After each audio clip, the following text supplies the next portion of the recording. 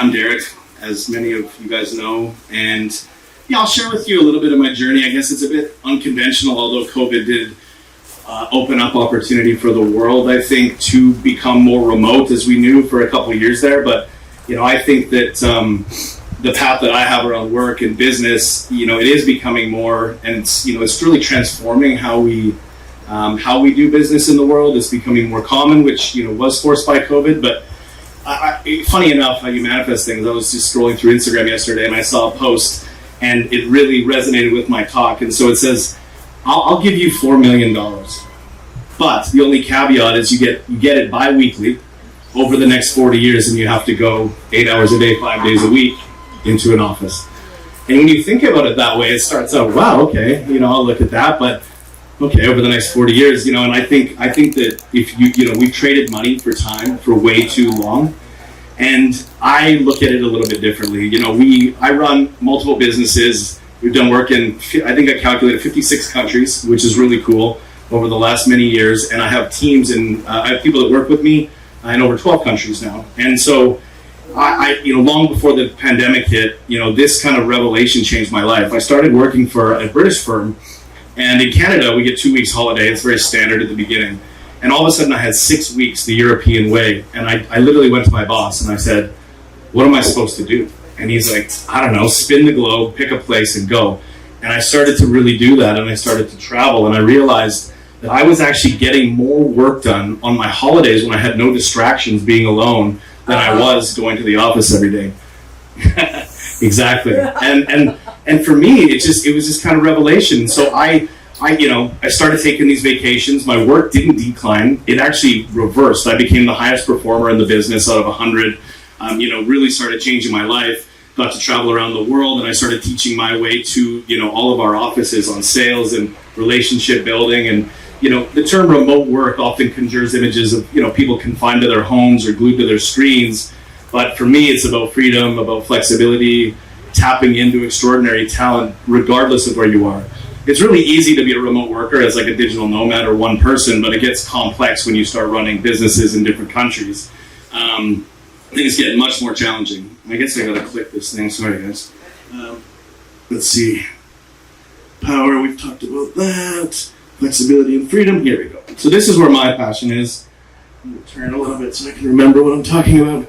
So yeah, a part of this remote success comes from top talent around the globe. I grew up in a smaller town. You can't find the talent in that town that I needed to bring on, and so I started to look more globally. Obviously now we run, we've got teams in New York City, Chicago, Dubai, Frankfurt, Australia, Singapore, so it's a little bit different. But the key here is, finding the right people, but also nurturing, culture that transcends, geographies. You got to respect time zones, embrace cultural differences in working, and ensuring that you have a team that feels, valued and heard.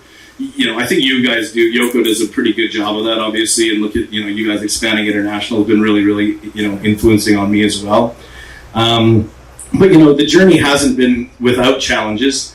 It certainly requires a unique set of skills and trust, unshakable trust in your team. You've got to lead by example. You got to maintain clear goals and communication, and what we're doing here, foster a sense of community despite the physical distances. I use airplanes, lounges, hotels, beaches as my office, which is nice, and I incentivize my whole team to do it. It's really interesting I've hired a lot of people who come from corporate, and they're like, where are you today? Oh, you're here and there. And I'm like, but what about work? And they don't really understand that, the office is wherever I am. I probably work more now than I do, but it's just from a different location. And it takes people a long time to get their head around it. When I'm like, hey, the guy at my team go, hey, Derek, I'm gonna go to Florida. People live in New York for the week. Do you mind? It's like, no, I encourage you. You're gonna be able to be in the weather and have, a much better, work. I don't mean balance. I don't really like the word balance per se, because I think if you want to get anything good done, balance is out the door. You have to put your whole energy into it. But that's me. But you got to be passionate about what you do, and then you don't feel like it's a bad thing anyway. for me, just on a personal note, Europe is anywhere like South Africa or Europe is my two favorite places to work because we're global. You can, get Asia in the morning and get, the States or North America at night. And I mean, Europe has so many different cultures and places to work from. So that's kind of it for me. And I prefer working in the evening so I can go explore during the day, get the sunlight, keeps me out of trouble too. But yeah, so with Yoko, one of the things I wanted to tie this into is the alignment. So shared values and the ideology aligns perfectly with Yoko's value proposition, which is why I was an early advocate. I talk about it, extensively. I was an early investor. Yoko understands the essence of this, the fusion of freedom, efficiency, innovation in a remote world. We're incentivizing people from cultures all over the place to come and build a community here or wherever it is, whether it's in the Netherlands, whether it's here, more opportunity down the road. So I think it's really, really fascinating. And one of the things I had in my speech that I probably won't talk about as much is the infrastructure behind it. You really need a good infrastructure, whether it's technology to have all your team, to do that. And if someone does want to talk about it, I'd be happy to. It's just a little bit boring in all honesty. But yeah, so as we look, toward the future, the concept of work and how we conduct business is evolving rapidly. I firmly believe that, the future belongs to those who are bold enough to think differently, to break away from status quo, to embrace the boundless possibilities that technology and global connectivity have to offer. One of the things, going back to the balance piece, one of the things that I think is important is if you are a corporate in a corporation or you want to look at working remotely, is asking first of all, because a lot of the time you don't have to quit your job. If you tell them you want to take a month away and you can work remotely, it does, it usually, starting small like that encourages people to try. You've got to embrace the constraints. I went to Antarctica last December, and I work with one of the world's largest chocolate companies, and I was on with their COO and their CHRO and their head of supply chain for a big role that we were closing. And they had, a lot of my clients don't know where I am. A lot of the time I don't embrace it because then if something does go wrong, they can, people still who think old school will blame that, it's because he's sitting on a beach or he's this or that. And I just don't want that yet. I don't think the whole world has embraced it. So I had Starlink, we went through some turbulent water and everything went out and I was on with them and they're just like, what's going on? What's wrong with your Wi-Fi? And, just like, well, I'm out in the middle of, nowhere and didn't want to tell them this kind of stuff, but we closed, one of the biggest deals doing this. So, even Wi-Fi in any of these countries can go down. So you have to embrace the constraints. I think Destiny, you and I talked about that yesterday or the other day about Wi-Fi. You really need to, treat limitations as advantages and, it can help foster creativity and just make sure that you're doing things right. Ignore the real world, disregard the idea that what can and can't be done. A lot of people are going to tell you, you can't do this, you can't do that. Another opinion of mine is work smarter, not harder. I always advocate for my team, work, if you can hit your target in an hour a week, perfect. I'm not going to ask you to work anymore.